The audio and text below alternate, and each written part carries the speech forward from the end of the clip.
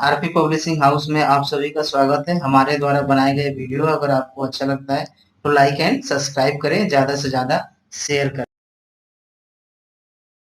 Hello friends, इस video के माध्यम से हम सब भाषा पाठ्य पुस्तक लैंग्वेज टेक्स्ट बुक के बारे में जानकारी प्राप्त करेंगे।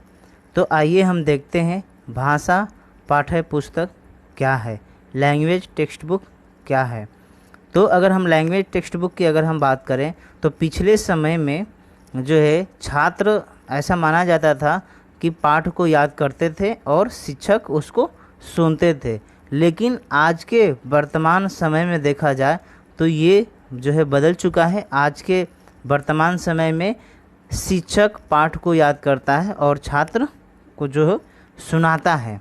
ये वर्तमान का अगर हम पाठ्य पुस्तक के बारे में बात करें तो ये परिदृश्य है। और रायमंड ने इस प्रकार का जो है कथन उन्होंने कहा था कि पिछले समय में छात्र जो है पाठ को याद करते थे और शिक्षक को सुनाते थे, लेकिन आज के जो है परिवेश में एक शिक्षक पाठ को याद करता है और छात्रों को वो सुनाता है।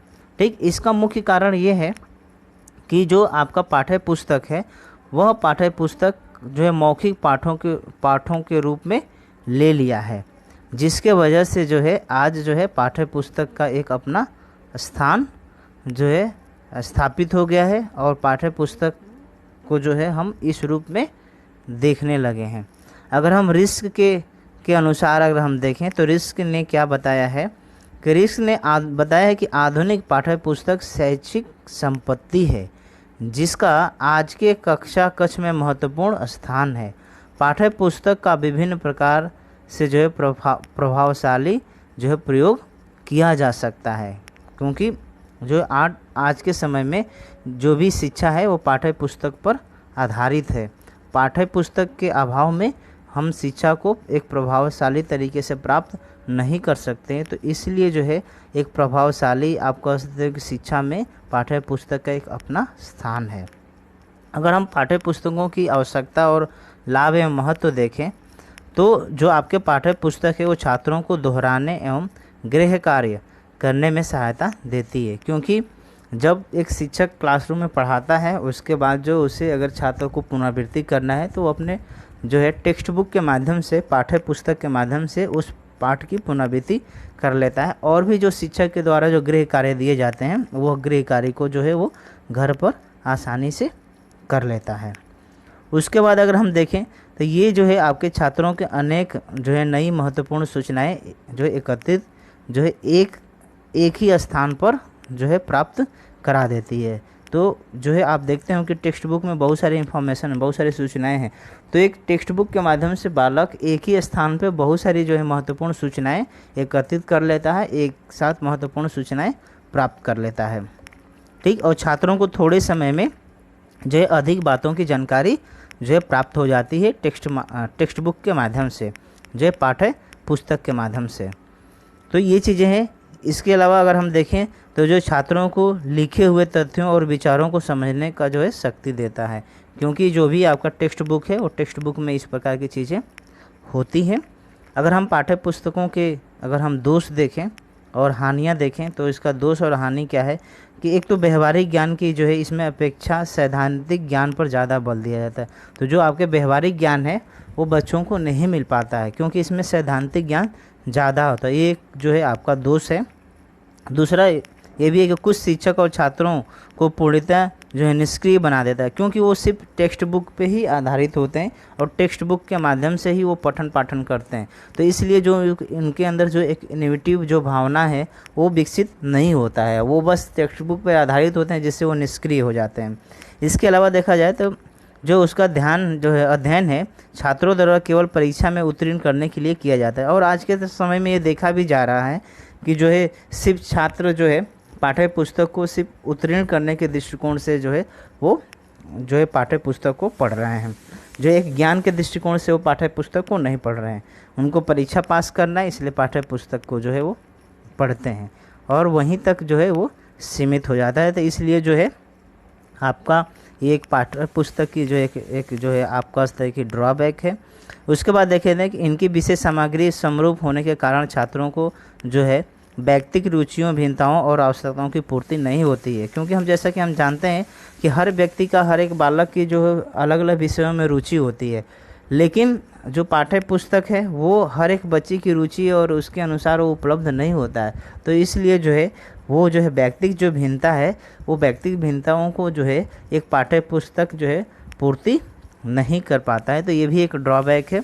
अगर हम भारत में पाठ्य पुस्तकों की गुणवत्ता देखें तो जो है ये दुर्भाग्यवश अगर हम देखें तो भारत में पाठ्य पुस्तकों के लेखक और उत्पादन की जो महत्ता के अनुरूप उचित ध्यान नहीं दिया है। ये बात सही है। अभी भी हम स्पेशल एजुकेशन की सिर्फ अगर हम बात करें तो आप देखेंगे कि स्पेशल एजुकेशन में भी बहुत सारे पुस्तकों का अभाव है, ठीक। और ये पुस्तकों का अभाव का होने का कारण यही है कि जो आपके लेखक हैं, अन्य जो सरकार है और भी इस प्रकार के जो लोग हैं वो इस पे ध्यान नहीं दे रहे हैं, और ध्यान नहीं दे रहे हैं तो इसके वजह से जो है पाठ्य पुस्तकों का जो है उत्पादन और जो आप पाठ्य पुस्तकों के नंबर आप जो है वैरायटी जो है लोगों को स्पेशल एजुकेशन में नहीं मिल पा रहा है।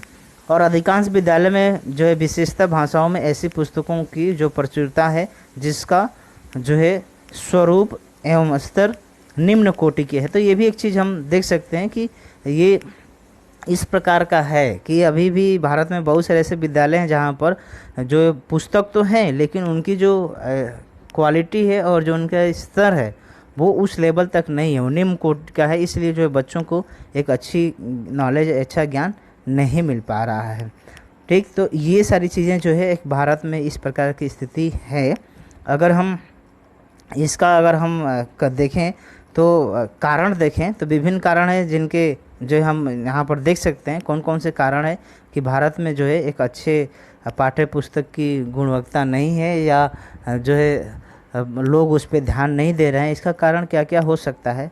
तो सबसे पहला ये है कि पाठ्य पुस्तक जो है लेखन के प्रति प्रथम श्रेणी के विद्वान की रुचि जो नहीं है। जो अच्छे अच्छे लोग हैं जो फील्ड से जुड़े हुए हैं, चाहे वो किसी भी फील्ड से हो, चाहे विशेष शिक्षा से हो, चाहे अन्य जो फील्ड से हैं, क्योंकि जो अच्छे लोग हैं वो इस लेवल पर पाठ्य पुस्तक का लेखन जैसी रुचि उनमें है ही नहीं और कार्य करना ही नहीं चाहते हैं।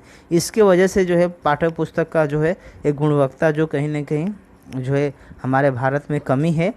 उसके बाद हम पाठ्य पुस्तक के चयन एवं निर्धारण में भ्रष्टाचार जो नियंत्रण के मार्ग को बाधक, ये भी चीज़ें हैं कि जो है आज के दौर में बहुत सारे पाठ्य पुस्तकों पर जो है पब्लिशर्स के द्वारा कमीशन और ये सारी चीज़ें दी जाती है, जिससे कि जो है शिक्षक और विद्यालय जो है अपने विद्यालयों में जो एक निम्न स्तर की पुस्तक का जो है वो सिलेक्शन कर देते हैं और वो बोलते हैं कि हमारे विद्यालय में और हमारे विश्वविद्यालय में यही पुस्तक लागू होगी, क्योंकि वो एक जो है उनको पब्लिशर के द्वारा एक उनको जो है लालच दी जाती है और इसके माध्यम से वो चयन कर लेते हैं। तो ये भी एक भारत में इस प्रकार की समस्याएं हैं। अनेक प्रकाशकों की जो है अनैतिक जो है कार्यरीति, ये भी चीज़ें हैं कि जो है आप देख सकते हैं कि वही कंटेंट दूसरे पब्लिशर के द्वारा भी पब्लिश कर लिया गया है, अन्य पब्लिशर के द्वारा भी पब्लिश कर लिया गया है। तो ये सारी चीज़ें प्रकाशकों के द्वारा भी एक अनैतिक जो है कार्यरीति है, जिसके वजह से पुस्तकों की गुणवत्ता नहीं बन पा रही है हमारे भारत में, ठीक। उसके बाद अगर हम शिक्षा आयोग के अगर हम विचार देखें तो शिक्षा आयोग ने पाठ्य पुस्तक के बारे में क्या उन्होंने विचार दिया है। तो पाठ्य पुस्तकों एवं शिक्षण सामग्री के उत्पादन के लिए राज्य शिक्षा विभाग के निकट संपर्क में काम करने वाली एक पृथक एजेंसी की स्थापना करनी चाहिए, कि जो आपके जो भी राज्य शिक्षा विभाग है उससे जो है समन्वय स्थापित करके जो है काम करे कि ऐसी एजेंसी का निर्माण करना चाहिए। तो अगर हम इस तरीके से एजेंसी का निर्माण करेंगे तो जो है आपकी पाठ्य पुस्तक की जो गुणवत्ता है वो बढ़ेगी। उसके बाद ये शिक्षा आयोग का जो है एक विचार है, प्रत्येक पाठ्य पुस्तक में निरंतर जो है संशोधन करना, उसका जो है आधुनिक रूप बनाए रखना, यदि अधिक नहीं हो तो कम से कम 5 वर्ष में जो है उसका एक बार नवीनीकरण जो है आप कर सकते हैं कि पूर्णतः संशोधन जो है कार्यनीति जो है सुनिश्चित करना चाहिए। कि जैसे कह रहे कि कोई भी अगर पाठ्य पुस्तक बन रहा है तो वो 5 सालों में उसको एक बार एक कुछ न कुछ उसमें जो भी है, जो बदलाव आया, जो संशोधन आया, उसको जो है संशोधित करना चाहिए 5 साल के अंदर में। तो इस तरीके के जो चीज़ें इस शिक्षा का आयोग का जो है। इसके अलावा कह रहा है कि सरकार को पाठ्य पुस्तकों के लिए संबंधी पारिश्रमिक देने में प्रकाशकों से अधिक जो उदारता की नीति अपनानी चाहिए, जैसे कि श्रेष्ठ लेखक आकर्षित हो सके। तो अभी भी है कि आप देख सकते हैं कि जो सरकार के द्वारा इस प्रकार के प्रयास नहीं किया जा रहा है कि लेखकों को जो है वो रॉयल्टी दे, जिससे कि वो ज़्यादा लेखक जो है पुस्तक लेखन के प्रति वो रुचि स्थापित करें। तो ये सारी चीज़ें सरकार के द्वारा प्रयास करना पड़ेगा, तभी जाके भारत में जो है एक पाठ्य पुस्तकों की गुणवत्ता बढ़ेगी। अगर हम पाठ्य पुस्तकों के राजकीय जो उत्पादन जो है न लाभ न हानि के जो आधार पर होना चाहिए। तो जो भी अगर सरकार के द्वारा या जो भी एजेंसी है उसके द्वारा अगर पाठ्य पुस्तक का वो जो है उत्पादन करता है और लाभ और हानि के दृष्टिकोण से अगर वो नहीं करता है तो जो है उनमें गुणवत्ता आएगी। क्योंकि जब हम लाभ और हानि के दृष्टिकोण से जब हम पाठ्य पुस्तक का निर्माण करेंगे तो उसमें जो एक गुणवत्ता है, जो एक अच्छी क्वालिटी है, वो चीज़ें हम उसमें नहीं डाल पाएंगे। तो ये जो शिक्षा आयोग का एक सुझाव है कि पाठ्य पुस्तकों में गुणवत्ता किस तरीके से हमें स्थापित करना है और किस तरीके से पाठ्य पुस्तक हमें जो निर्धारित करना चाहिए। ठीक है, उसके बाद कह रहा है कि शिक्षकों को पाठ्य पुस्तकों लेखन के लिए जो विशेष रूप से प्रोत्साहित करना चाहिए। जो है इस तरीके से जो है योजना हमें विश्वविद्यालय के द्वारा और विद्यालय के द्वारा और सरकार के द्वारा स्थापित करना होगा, तभी जाके जो है अच्छे अच्छे पाठ्य पुस्तकों का निर्माण होगा और जो आपके शिक्षक हैं वो पुस्तक लेखन कार्य करेंगे। अच्छी पाठ्य पुस्तक होना जो है ही पर्याप्त नहीं है, अध्यापक जो है निर्देशिकाओं तथा अन्य अनुदेशी सामग्री द्वारा उनकी जो है पूर्ति भी होनी चाहिए। मतलब कि जो भी उनको लेखन संबंधी जो सामग्री की आवश्यकता है, जो ज़रूरत है, उसको भी हमें जो है पूरा करना होगा, तभी जो है एक लेखन का कार्य हो पाएगा। ठीक, क्योंकि लेखक भी जो है विभिन्न प्रकार के पुस्तकों को स्टडी करने के बाद जो है वो एक नए पुस्तक, एक नए आइडियाज़ को जो है अपना विचार देता है। तो उसके लिए उसे विभिन्न प्रकार के जो पाठ्य पुस्तकों का जो है उपलब्ध कराना भी जो है आवश्यक होगा। अगर हम पाठ्य पुस्तकों की गुण और विशेषता या चयन की अगर हम सिद्धांत की बात करें तो जो है इसमें अगर हम लेडन के कथन के अनुसार देखें तो अच्छी पाठ्य पुस्तक आवश्यक है, पर उसका चयन बुद्धिमानी से किया जाना चाहिए। मतलब कि हमें पाठ्य पुस्तक, एक अच्छे पाठ्य पुस्तक आवश्यक तो है, लेकिन उसका चयन हमें बुद्धिमानी के साथ करना चाहिए। क्योंकि उसमें अगर हम उसका चयन सही प्रकार से नहीं करेंगे, एक बच्चे के हम नहीं देखेंगे कि उसकी उपलब्धि क्या है, या हम पाठ्य पुस्तक को स्टडी करके भी हमें देखना पड़ेगा कि बच्चों के लेवल के अनुसार है कि नहीं, ये पुस्तक बच्चों के लिए उपयोगी है कि नहीं है, तो उसके अनुसार हमें उसका चयन करना होगा। ठीक, तो ये चीज़ें जो है आपका लेडन का जो है ये कथन था और उन्होंने इस प्रकार का विचार दिया था। अगर हम उसके उचित विषय सामग्री की बात करें तो विषय सामग्री में कह रहे हैं कि पाठ्य पुस्तक के विषय सामग्री छात्रों की मानसिक जो आयु के जो अनुकूल होनी चाहिए। ये चीज़ भी हमें देखना पड़ेगा कि जब भी हम पाठ्य पुस्तक का जब हम चयन कर रहे हैं तो उसका अगर हम विषय सामग्री की बात करें तो वो जो है बच्चों के, छात्र के जो है मानसिक आयु और के अनुरूप जो है अनुकूलित होना चाहिए। विषय सामग्री में ये भी ध्यान में रखना होगा कि भारतीय जो जीवन है, संस्कृति है, सभ्यता है, जो उसका भी उसके बीच में समावेशन हो और इसके प्रति भी वो जो है उस विषय सामग्री में एक सतर्कता हो। ये चीज़ भी ध्यान में रखना होगा। नहीं तो अगर हम इस प्रकार के पाठ्य पुस्तक का चयन करें जहाँ पर भारतीय जीवन और संस्कृति सभ्यता से जुड़ी नहीं हुई है, तो फिर बच्चों में जो है एक अपने राष्ट्र के प्रति और अपने जो संस्कृति और सभ्यता के प्रति कहीं ना कहीं जो है उनमें विकास जो है अवरुद्ध होगा। तो ये चीज़ भी हमें ध्यान में रखना होगा। विषय सामग्री सूचना प्रदान करने वाली होना चाहिए, छात्रों के व्यवहारिक प्रयोग के लिए उपयुक्त होना चाहिए। ये भी हमें ध्यान में रखना होगा। उसके बाद जो आपके पाठ्य सामग्री में जो वे सब तथ्य जो है समाहित होने चाहिए या जो है जिनका ज्ञान प्राप्त करना चाहिए। ठीक, ये जो है बहुत ही आवश्यक है। ठीक है, ये तथ्य प्रत्येक दृष्टिकोण से जो है पूर्ण उतने होने चाहिए जितने आवश्यक हैं और अधिक नहीं है। मतलब ये भी हमें ध्यान में रखना होगा कि जो भी हम विषय वस्तु का जब हम चयन कर रहे हैं वो एक बच्चे के उम्र, आयु, ये सारी चीज़ के अनुसार होना चाहिए और उसके आयु उम्र के अनुसार जितना मटेरियल होना चाहिए उतना उसमें मटेरियल है कि नहीं है, ये सारी चीज़ों को भी हमें कहीं ना कहीं देखना होगा, हमें ध्यान देना होगा। अगर हम भाषा और शब्दावली की बात करें तो इसमें भी जो है हमें जो है ध्यान देना होगा कि भाषा और शब्दावली एक बच्चे के लिए जो है किस प्रकार का जो है होना चाहिए। तो हम अगर भाषा शब्दावली की बात करें तो छोटे बालकों की जो पुस्तक जो है वो सरल और स्पष्ट भाषा में लिखी होनी चाहिए। तो ये चीज़ भी हमको देखना होगा। और बड़े बालकों की पुस्तक जो है पुस्तकें भी ऐसी होनी चाहिए जो है उनमें भाव गंभीर होने चाहिए। तो ये चीज़ भी हमको कहीं ना कहीं देखना पड़ेगा कि जो है चयन करते वक्त हमें इस सारी चीज़ों को हमें ध्यान कहीं ना कहीं रखना होगा। ठीक, उसके बाद अगर हम शैली की बात करें, स्टाइल की बात करें, तो इसमें जो है आपके प्रारंभिक कक्षाओं की जो पुस्तकें हैं वो सरल और सीधे ढंग से जो है आपके लिखी जानी चाहिए। ये भी हमको ध्यान में रखना होगा।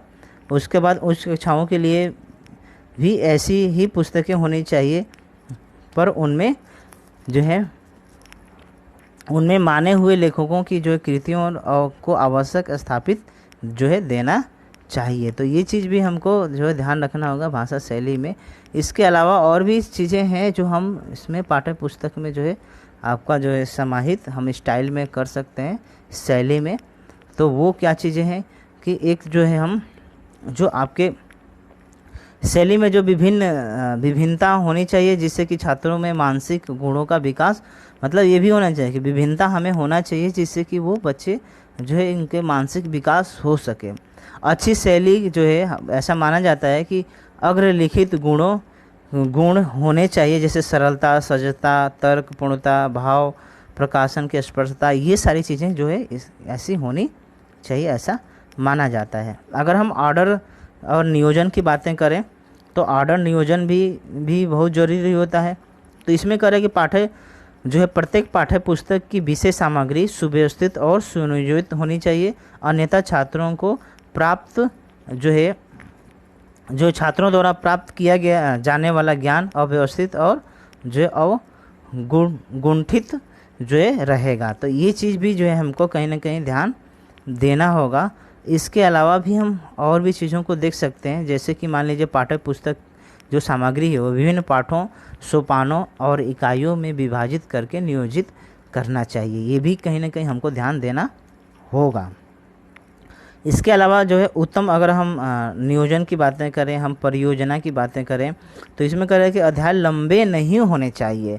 ठीक, अगर हम ज़्यादा लंबा अध्याय बनाएंगे तो वो भी बच्चों को पढ़ने में थोड़ा सा दिक्कत होती है, उनको बोरिंग महसूस होने लगती है। तो ये सारी चीज़ें जो है ध्यान देना होगा। अगर अभ्यास के लिए अगर हम प्रश्न की बात करें, एक्सरसाइज और प्रैक्टिस की बात करें, तो प्रत्येक पाठ्य पुस्तक में प्रत्येक पाठ के लिए अंत में जो है आपके एक अध्याय होना चाहिए और व्यक्तिगत कार्य के लिए जो है प्रावधान होना चाहिए, जिसमें कुछ प्रश्न का समावेशन करना चाहिए जिससे कि बालक उस पाठ के बारे में जो है एक अभ्यास कर सके। अगर हम निर्देशन की बात करें तो इसमें जो है आपको देखना होगा कि जो है प्रत्येक पाठ्य पुस्तक के जो है पाठ्य विषय से संबंधित और उनको स्पष्ट करने के लिए चित्र, रेखाचित्र जो है और मानचित्र जो है होने चाहिए। ऐसे आप देखते हैं कि बच्चों के पाठ्य पुस्तकों में अगर हम चित्र, रेखाचित्र, मानचित्र इसे देते हैं तो वो पुस्तक थोड़ा सा और जो अट्रैक्टिव हो जाता है, बच्चों को और अच्छा लगता है। जो भी ज्ञान है उस चित्र से, अन्य जो रेखाचित्र से जो उनको समझने में आसान हो जाता है। तो ये सारी चीज़ें जो है हमको कहीं ना कहीं करना पड़ेगा। और ऐसा माना जाता है कि अगर आप छोटे क्लास के लिए अगर पाठ्य पुस्तक आप बना रहे हैं तो आधे पृष्ठ में कम से कम चित्र होना चाहिए और आधे पृष्ठ में जो है वो लिखित रूप में होना चाहिए। अगर आप उच्च कक्षाओं की बात करें तो 1/4 भाग में जो है आपका चित्र होना चाहिए और बाकी भाग में जो है आपका लिखित रूप में होना चाहिए। और आपका जो चित्र है वो काफ़ी आकर्षित होना चाहिए। ये सारी चीज़ें जो आपको ध्यान में जो है रखना होगा।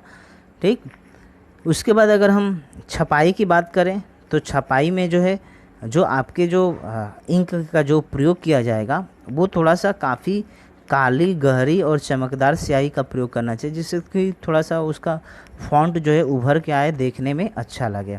ठीक, और जो उसकी फॉन्ट साइज़ है प्राथमिक और मिडिल और उच्च कक्षाओं के लिए इसमें बताया गया कि प्राथमिक पे 24 पॉइंट का यूज करना चाहिए, जो मिडिल में आपका जो है 18 पॉइंट का यूज करना चाहिए, अगर उच्च कक्षाओं के लिए तो 16 पॉइंट का यूज करना चाहिए। ये मतलब ये फ़ॉन्ट साइज है, ठीक।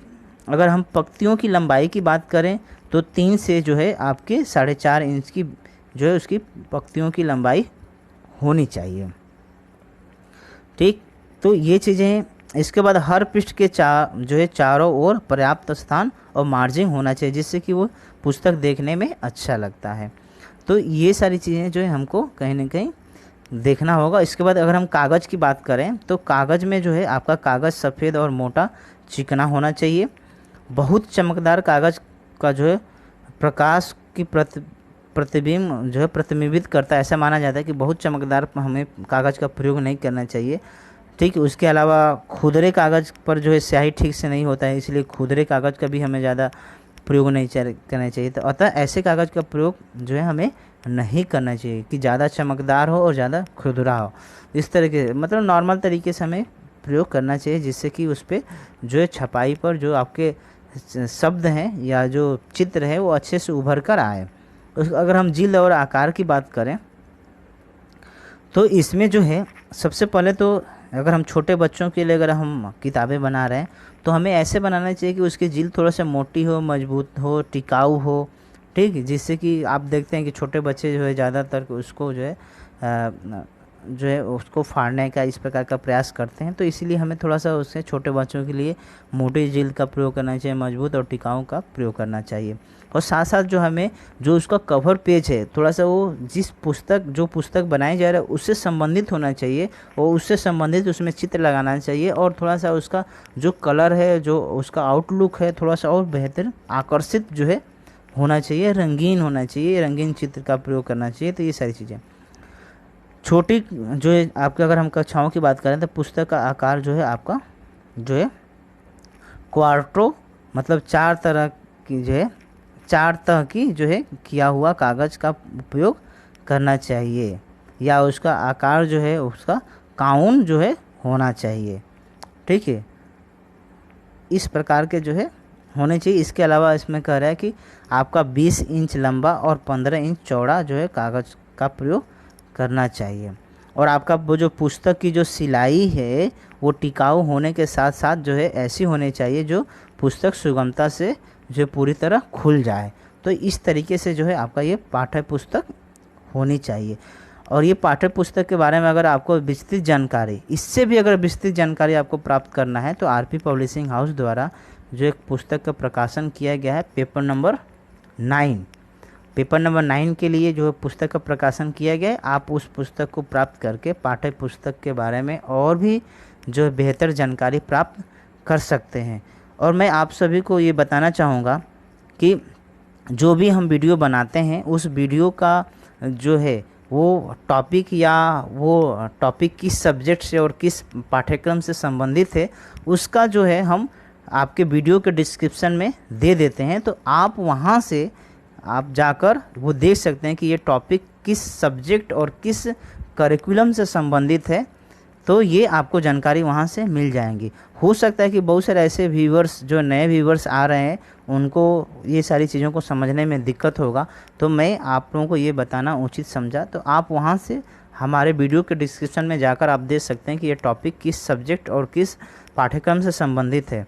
तो मैं आशा करता हूं कि मेरे द्वारा बनाया गया वीडियो आप सभी को अच्छा लगा होगा। तो प्लीज़ इस वीडियो को अपने दोस्त मित्रों के साथ शेयर करें, जिससे कि वो भी पाठ्य पुस्तक की गुणवत्ता, पाठ्य पुस्तक की हमारे भारत में क्या स्थिति है इसके बारे में जानकारी प्राप्त कर सकें। हमें पाठ्य पुस्तक का किस प्रकार से चयन करना चाहिए, ये सारे बातों से जो है अवगत हो सकें।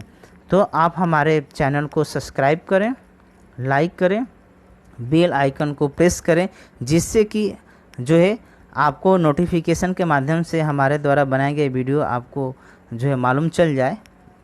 इसलिए जो है आप हमारे चैनल को सब्सक्राइब करते हुए बेल आइकन को प्रेस करें। धन्यवाद।